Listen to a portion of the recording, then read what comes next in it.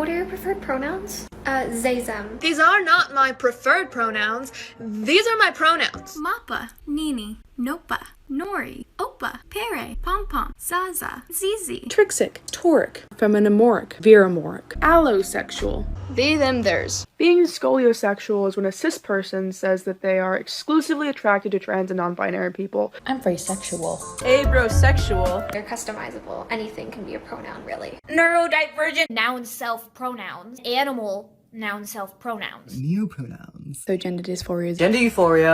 I describe myself as agender. What is androsexual? Gender queer person. Homosexuality, bi doesn't really fit them, lesbian doesn't really fit them, pan, asexual, etc. Asexual, demisexual, and cupiosexual. Autosexual. Ace flux. Asexuality and allosexuals. neuroqueer. Gray sexuality. I'm demisexual. Dexera is a gender identity that's similar to being a girl. Let's talk about cupiosexuals and cupio-romantics. Let's talk about libidoist and non-libidoist asexual. Pangender. Non-asexual aromantic and allosexual aromantic. People like me who want to be perceived as more of a thing than a person. Micro-labels. People with penises or people with vaginas, rather than saying male and female or men and women. Please do not use gendered language to address everyone. James Jackson, Sacramento, he, him. Brian Laverne, he, him. Hi, I am Andy P. From Los Angeles, they, them pronouns. Thank you, Chair. Nick, he, him, his from Twin Cities. James Jackson, Sacramento DSA, he, him. Hi, my name is Onlin Wang. I use he, him. This is Chris, he, him from Cleveland. This is Daniel Ray from Piedmont, he, him pronouns. My name is Trey. I use they, them, and he, him pronouns. Here are some examples of my gender fluidity being a little bitch. Number 1, feeling like a guy and visiting my relatives. I don't know if you know this, but I am not out to my family. Therefore, when I'm feeling like a guy but I have to present super feminine in front of my relatives, it makes me feel icky inside. Also, gender dysphoria is a bit. Number 2, when suddenly my gender decides to change right before bed. I'll just be vibing, and then it'll be like, binder time. No, Michael, it's not binder time, it's bedtime. Binder time. Number 3, in the frickin' middle of the day. I'll be walking all happily along, and then suddenly, boom, gender change. No, now is not the time, Michael. I have a day to run. I don't need this dysphoria right now. Most of the time, I won't have the resources or capabilities to reduce the gender dysphoria because I didn't bring along with me a hat or a binder or makeup if it's the other way around. So, it's a bitch. It's a real bitch. Hi everybody, it's your friendly female alter art. And in today's video, we will be switching. Me and Alex will be switching out who is in front in this video. Now, just as a disclaimer, every system is going to switch differently, and every switch in every system is going to look differently. Just because me and Alex can switch very fast does not mean every alter in our system can switch this fast. Please give us a like because I know we're going to get called fake for this. Alright, here goes. Hey everyone, it's Alex from the A system. The reason me and Art can switch so quickly is because we've been in the system the longest. We've both been in the system since early childhood. We have switched tens of thousands of times. Not all the switches in our system are that smooth. For example, the switch between me and Asher is a lot longer than that. Thank you. Hi, I'm Nadine, a sex educator. And I'm Eva, a sex researcher. I use the pronouns she and her because I'm a woman, and when I was your age, I used to be a girl. Gender is how you feel on the inside about whether you're a boy or a girl, a man or a woman. If you're non-binary, feel like neither or both. People can also be fluid, feel more like female, more like male, based on a different day or time. It's really individual. Absolutely. Everyone born with a vulva is a girl. True or false? Or identifies as a girl. Well, not everybody is sure, and that makes sense. But our genitals actually don't determine our gender, so some people born with vulvas can be boys. Gender creative parenting is a better option for parenting than assigning kids genders at birth. Hey Davey. Yes? If a person doesn't feel like they're a boy or a girl, what do we call them? They. Guys, I messed up. I messed up. So I had a kid on Monday. They said their pronouns were she, her. Then on Wednesday, yesterday, they came to me and they said, you know what? My pronouns are they, them. I want you in the class to use they, them. Okay, cool, great. They come to class today. There's names on desks in groups for assigned seats. They can't find theirs because I guess my first class knocked it off. So I go to the class. Hey, is she in anyone's group? Does anyone see her name? It took me 5 minutes to realize what I did. So someone asked a question yesterday, what do you do when you mess up? Well, we all mess up. So what I did when they were sitting by themselves, I approached them and said, I screwed up, didn't I? And they said, yep. And I said, I am so sorry. That is completely 100% my fault. I apologize. I will not get it wrong moving forward. Please know I heard you when you told me your pronouns, and I will get it right. That was totally my bad. I apologize. So that's what you do. You own it. You apologize. They were happy that I came over to them. They were disappointed in me. I just saw the look of disappointment, and I was just like so disappointed in myself. But we just get better. We learn, we grow, get better. I will not F it up again. People are really out here acting like they can't comprehend they, them pronouns. They're like, oh, but it's plural. Okay, let me put it into language that you can understand. If you're holding 2 fish in your profile picture, it's 2 fish. But you could also only be holding 1 fish in your profile picture, and it's 1 fish. 2 fish, 1 fish. Same word, plural and singular. You're welcome. I'm glad you asked. People who identify as abrosexual are fluid with their sexualities. What? Like gender fluid, abrosexual friends one day might feel pan, but then the next day they might feel asexual. And a week later they could just be gay. Their sexualities are fluid. Does this mean they're fluid with all the sexualities? Some. Every abrosexual is different. And we love our abrosexual friends! I noticed a lot of people being really confused about the difference between being scoliosexual and being T for T. Being scoliosexual is when a cis person says that they are exclusively attracted to trans and non-binary people, which is pretty fetishistic.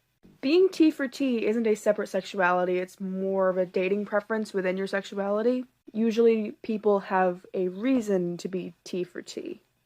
Usually this has to do with safety, because dating cis people isn't always safe.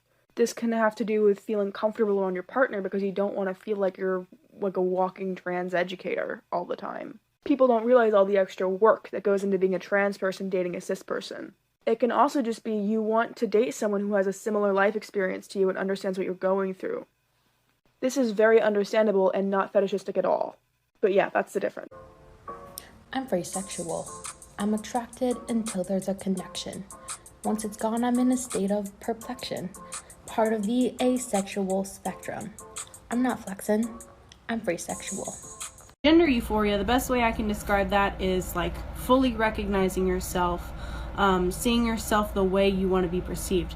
So like a lot of people when they get top surgery for the first time, they're going to feel a lot of gender euphoria because they're seeing themselves, as they want to be perceived. So for people like me who want to be perceived as more of a thing than a person, doing stuff like this, intense makeup or clown makeup, like that's obviously going to make me feel gender euphoria because I feel like myself, I feel like I recognize myself. As a fat person, I often dread medical appointments because of blatant medical fat phobia. The last OB appointment I went to, the provider blamed everything on my weight and told me that I needed to go on a medication that made me feel really terrible. This OB appointment that I just went to, I've been dreading, and the provider was amazing. She asked me what my pronouns are. Tips on how you can be a better intersex ally. When it comes to inclusive language, oftentimes people tend to use phrases like people with penises or people with vaginas rather than saying male and female or men and women. While this can absolutely be inclusive for trans people, unfortunately it's not always the most inclusive language for intersex people. My advice is to use language that focuses on function and not just form. That means focusing on the actual function that you're talking about, such as people who can get pregnant, people who can get other people pregnant, people who are at risk of testicular cancer, and so on and so forth.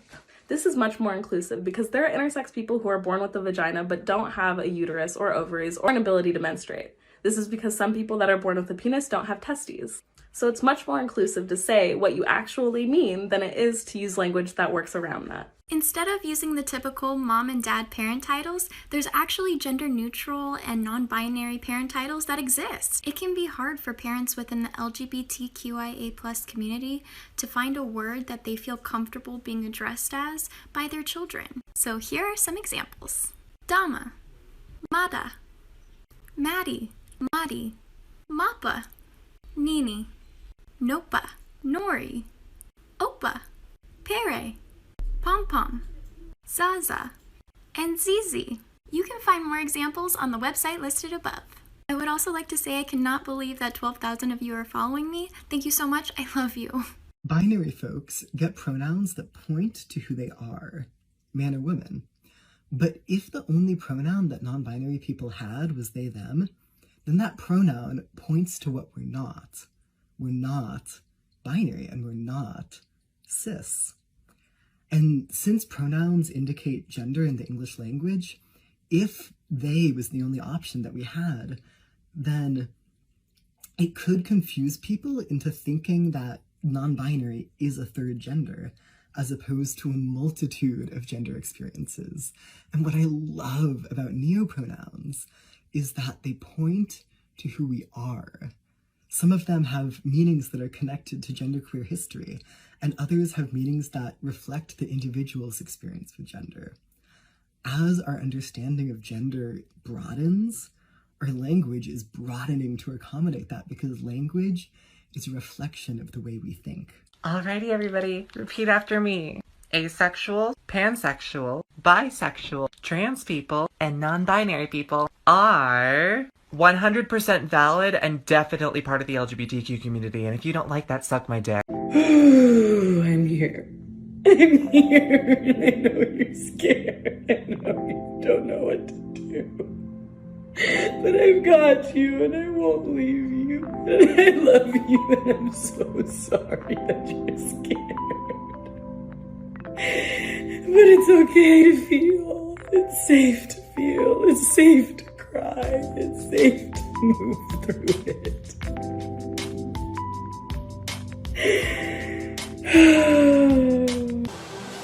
Oh, I have to put it over here. The baby has been able to latch, but I've not been able to produce any milk. This whole birth certificate thing is really causing me a lot of hurt. Trans women can be mothers. We are mothers. I'm your mother. I made a really loud, yelly video about this, but I decided I will approach this in a more calm but stern manner. A lot of the people using kitty and pup and bunny self-pronouns are neurodivergent minors. It is a very common neurodivergent experience to feel a disconnect from being human and from the societal expectation of the gender you were assigned at birth. So when you have this intersection of feeling a disconnect from being human and a disconnect from the societal expectation of gender, whether you're neurodivergent or not, a lot of people have this experience who are neurodivergent. It's just very common with neurodivergent people. When this intersects, you get noun self-pronouns and animal noun self-pronouns.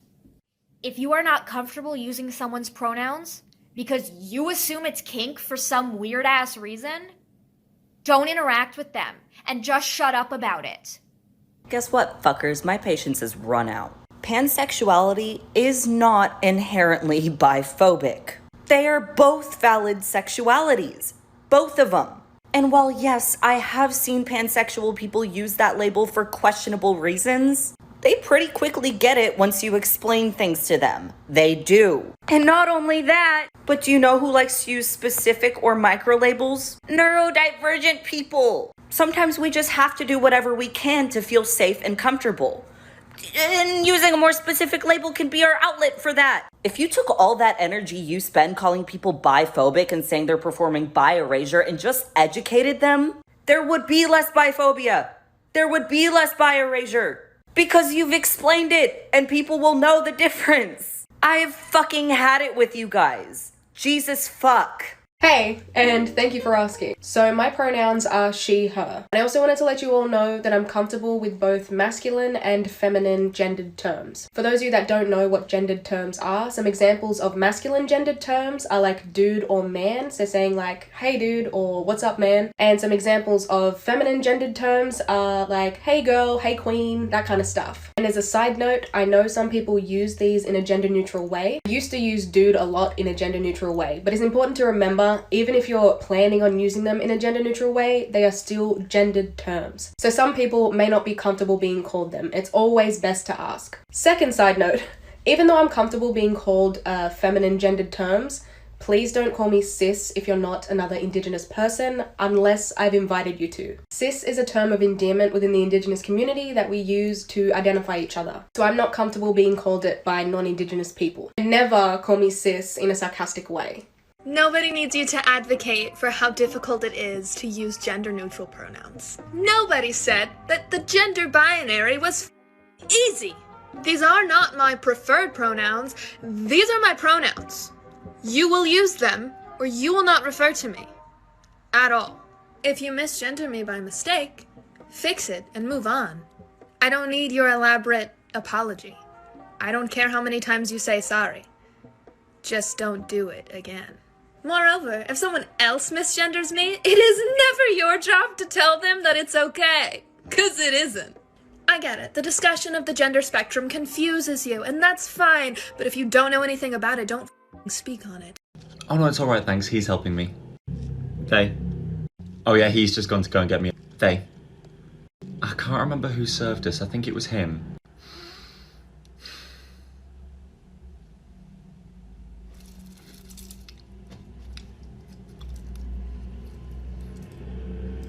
What are your preferred pronouns? They, them. Oh, I've never heard those before. What are they? They're what's known as neopronouns. What are neopronouns?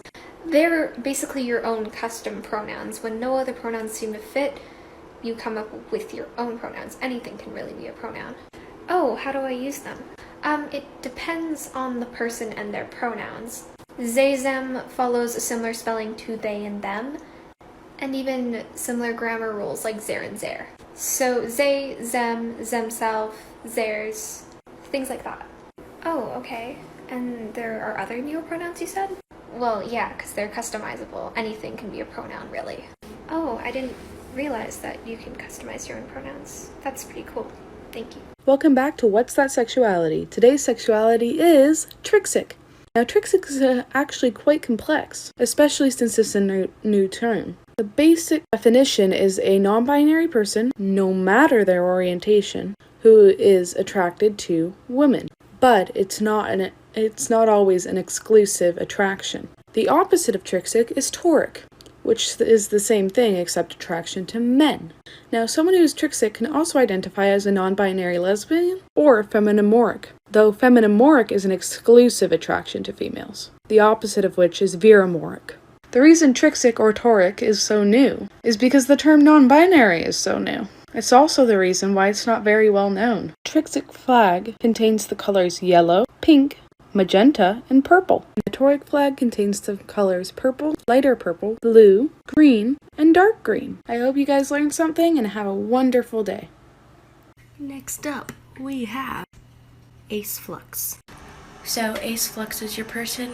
They're going to fluctuate between asexuality and allosexual. So like, it's your person that one day they could be like fully asexual and then the next it could totally change. So this is a person whose sexuality is going to fluctuate on a daily basis. One day they could have crushes on somebody. One day they could be sexually attracted to somebody in some form or degree. And the next day they could be completely just not interested, not wanting anything to do with. So this is your person that's going to be asexual one day in some form or degree of sexual the next. I think that's really interesting. That's very cool, and I love learning about these things as I go along. So if you know anybody who's on the Ace Flux or anything, please tag them, let them know, share it, like, comment. Thank you. Homosexuality is basically a label for people who feel the need to have a label, but they don't fit in any other labels. So basically, bi doesn't really fit them, lesbian doesn't really fit them, pan, asexual, etc. It doesn't really describe them correctly. So yes, it's a very small label, but it's for people who just kind of relax once they have a label. Like, I stress out when I don't have a label. So it puts my mind at ease a little, and it's for people who want that. It's kind of the same as unlabeled, but unlabeled people don't want a label. That's the difference. So yeah. Hi everybody! Welcome back to What's That Sexuality? Today we're going to be covering a very special sexuality called gray sexuality. Now, gray sexuality is where you identify mostly with asexuality, but you don't quite fit the label, nor do you fit the label of demisexual, or what we're going to be covering next, allosexual. Someone who is gray sexual may experience sexual attraction, but not often, maybe only a few times in their life, and they may express their romantic attraction and emotional attraction through cuddles and hugs and things like that. They don't typically see sex as an important role in their life, and do not prioritize sexual attraction when finding a romantic partner. This is their flag. If you can't see it, it goes from purple to a dark gray to white, and then dark gray and then purple again. It's really pretty. And it's a lot like the asexual flag. The purple represents asexuality, the white, allosexuality, and the gray sexuality. Thank you for listening, and have a good day. This is the Juxera Pride flag. Juxera is a gender identity that's similar to being a girl, but it's on a completely different plane from the binary gender of woman. Juxera is commonly understood as a feminine gender, but you don't have to dress or appear feminine in order to identify with the term Juxera. The pink and blue on both ends of the pentagon represent the girl and boy genders, while the other colors in the middle represent the gender spectrum, and the green triangle is a visual representation of where Juxera falls on this gender spectrum. Let's talk about QPO-sexuals and QPO-romantics. This is one of my most requested micro-labels, so I know a bunch of y'all gonna relate. QPO means to desire or long for. QPO-sexuals are people who experience little to no sexual attraction, but still have a desire for a sexual relationship. They are usually sex favorable, but not always. Sometimes they simply fancy the idea of a sexual relationship, but don't have the intention of actually pursuing one. The aromantic counterpart is a QPO romantic who experiences little to no romantic attraction, but still has a desire for a romantic relationship or an appreciation for romance. Perhaps they enjoy cuddles and long walks on the beach, but have no idea who the heck they'd like to do that with. I'm sure these identities can be a little confusing and isolating at times, but I know there's more than one of you out there. Leave a comment and make some QPO friends, or maybe even a queer platonic partner. I'm now endorsing TikTok QPRs. Good one. Now here it goes. Pan is a Greek prefix which refers to everything or all. So pangender refers to a person whose gender identity is not limited to one gender and may encompass all genders at once. One very important thing to note, pangenders do not try to identify with ethnic genders outside their own cultures. I hope that helps because Mama had to do a little bit of research. This is a reminder that non-asexual aromantic and allosexual aromantic are not always interchangeable. Non-asexual aromantic includes identities such as my own. I'm not asexual, but I'm not allosexual either. My experiences are going to be very different from an allosexual aromantic person's. I think it's just important if you're an ally who's talking about aromantic issues, if you're talking about allosexual aromantic issues, make sure to say allosexual aromantic. There's nothing wrong with that term. Just saying non-asexual aromantic also includes other aromantic people who might not experience sexual attraction but still don't identify as asexual. Just something to keep in mind. So I'm not an expert or an authority on what neuroqueer means, but to simplify it and make it easier for you to understand, it's essentially on a base level, it's kind of where your neurodivergent identity and your queer identity, how they interact and intersect. This also extends to your other identities such as your race, your socioeconomic class, your ethnicity, etc., and how those things also interact and intersect with your neurodivergence and your queerness. And some ways that some people may practice being neuroqueer can range from theoretical thought experiments to social justice work methods. A good example may be something like deciding to represent your gender identity in an intentionally queer way. as a way to subvert hegemonic ideas of gender performance. It is a fairly new term, so it is very fluid and the possibilities are endless. Neuroqueering is a rejection of able hetero assimilation and counter-identification in favor of disidentification. And I'll put a link in the comments for where I got all this information from. It is an article called An Introduction to Neuroqueer. For anybody else who may be watching this video, I'm really curious, especially because this is such a new term, what neuroqueer means to you. I would really love it if you would stitch this video or duet or write something in the comments just about what it means for you, or how you portray that, or how you embody being neuroqueer. You bagged him. I'm demisexual. I only feel sexual attraction when I form an emotional connection. If there's no strong bond, it's not an option. Get to know me. I'm demisexual. Big question is for my bio, and it is, what is androsexual? The basic definition is that androsexual refers to people who are attracted to masculinity. The important part of this, it says may be attracted to anyone with masculine qualities regardless of their gender or sexual orientation. A lot of people look at androsexual and masculinity, they think, Amanda, why don't you just say you're straight? But there can be masculine women, or there could be a masculine they them, or there could be a masculine genderqueer person. There could be just a masculine man. Not all men are even masculine. Sometimes I like to make it easier on people and say that I'm pan with a preference because pansexuals don't care about gender. And neither do androsexuals. And I didn't know I was this until I googled what is it called to be attracted to masculinity. And that's how I found out I was gay. Nice. Hi, I'm so sorry for the late response, but I've been incredibly busy lately. But this is not a rude question at all. I get asked all the time. It's a relatively unknown sexuality, and that's okay. Being autosexual means that I am on the asexual spectrum. People who are asexual do not enjoy intimate relationships with others. This is the same for people who are auto. However, people who are autosexual do enjoy self-pleasure, whereas people who are asexual tend not to do so. That's the only real difference, and I hope this educated you. Bye. I never thought I would have the opportunity to make a video like this, but last week I came out of the closet as agender and queer, so I would like to officially reintroduce myself as Rowan. It's nice to meet all of you too.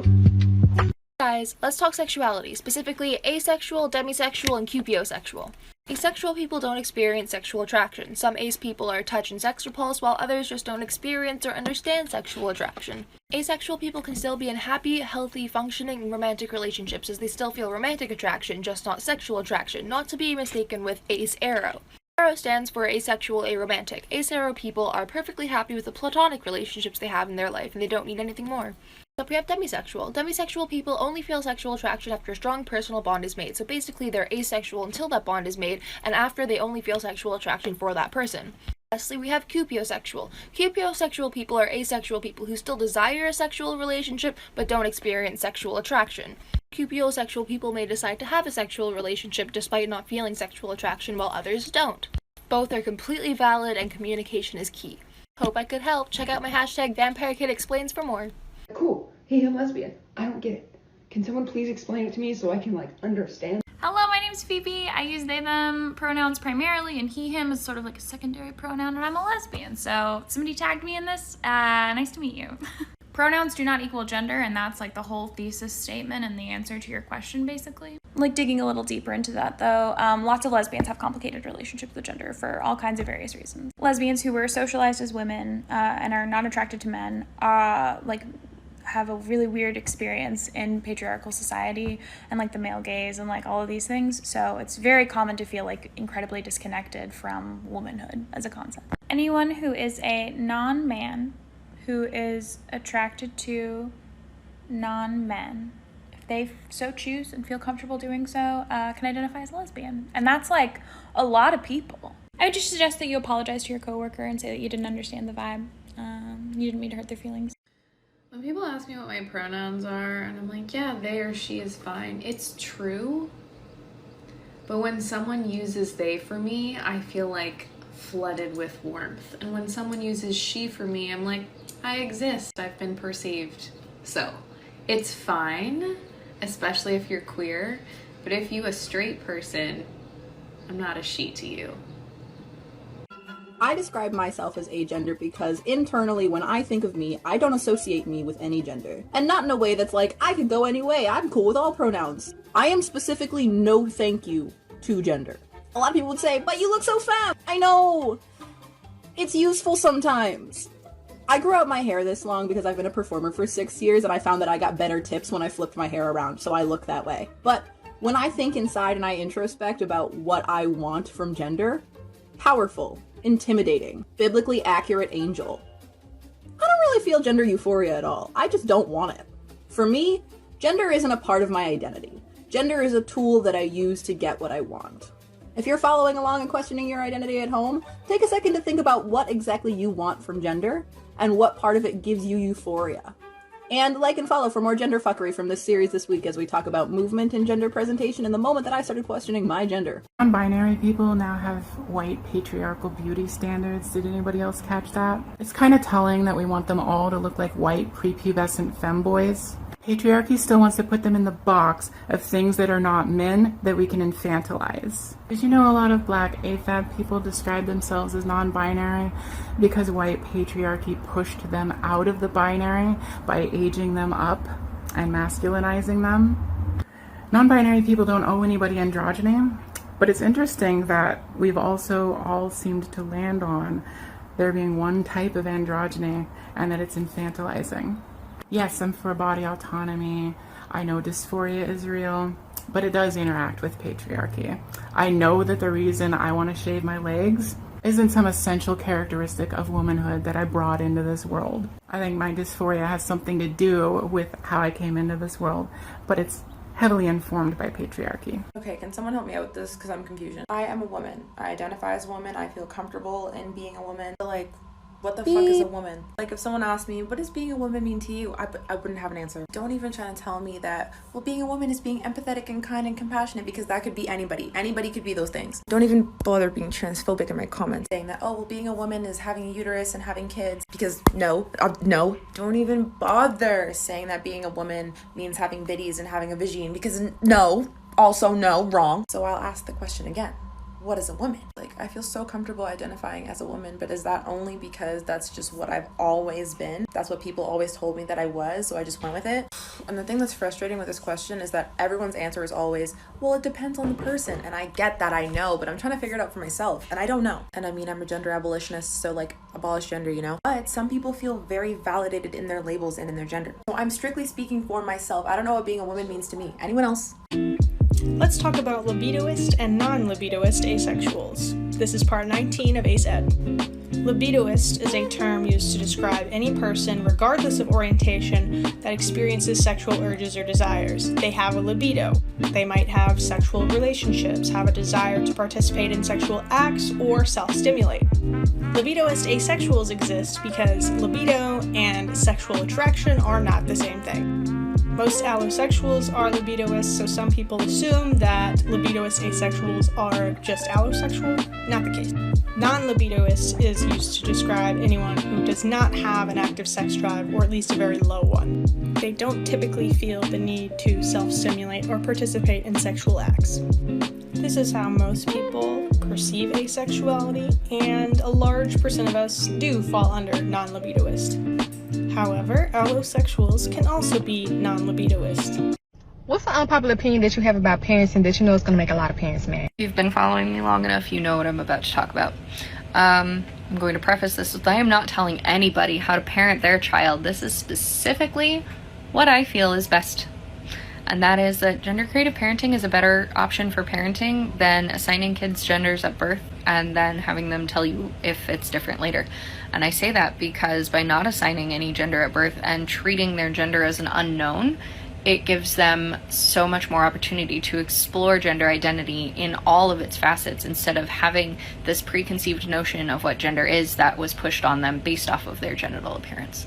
So again, not telling anybody how to parent, but that's my 2 cents. And that's why we're raising our kiddo the way we are. You don't have to like it, but you will respect it. And if you don't respect it, I'm gonna block you real fast. Also, no hate in the comments because that gets blocked too. Hi, I'm Jax, and I just came up with new neo-pronouns that combine he, him, she, her, and they, them, okay? So hear me out. They, them, theirs, okay? They, them, their, whatever you want to consider it, right? Let's take the first one, the, okay? This combines she, he, and they, right? They. The. That's what they said, you know? That's what they said. Next, we got them, right? Okay, so them, we got, that's just combining them and him. Them. You know? I went to a movie with them the other night. Last one, theirs, okay? It's just like theirs, but like also like hers. Theirs. That jacket's theirs. Yes, this just sounds like they, them pronouns, but with the new ultra-scientific method, we have them so they've combined he and she as well. Everybody gets you with the, them, theirs today, yeah? Today my student pulled me aside to ask me if I was trans. I said yes, and almost immediately they said, so when I grow up, I can actually be a boy? And honestly, I'm just proud they could say it out loud, because that really takes a lot. Let's go, gender euphoria, let's go! Gender euphoria is a term used by trans people to describe the joy we feel when we're able to live as our true selves. People can experience gender euphoria when called the right name, when their correct pronouns are used, or when they have gender-affirming surgeries. But this isn't set in stone. Gender euphoria looks different for each individual trans person. If you've experienced gender euphoria recently, share your stories in the comments below. So, as a fat person, I often dread medical appointments because of blatant medical fat phobia. The last OB appointment I went to, the provider blamed everything on my weight and told me that I needed to go on a medication that made me feel really terrible. This OB appointment that I just went to, I've been dreading, and the provider was amazing. She asked me what my pronouns are. She asked me about my name. She made me feel super comfortable, asked me about my trauma history so that she knew how to touch me in ways that were not harmful. She just was like great. And I was crying before getting my blood drawn because I just never have good experiences with medical providers. And so, I don't know, I just wanted to share, like, some experiences can be good, and, like, don't be afraid to go when, yeah. Hi there. You can either respect my trans homies, or I can identify as a fucking problem. And if I catch your bitch ass being disrespectful, your pronouns are going to be was, were. Thank you for coming, and have a nice day.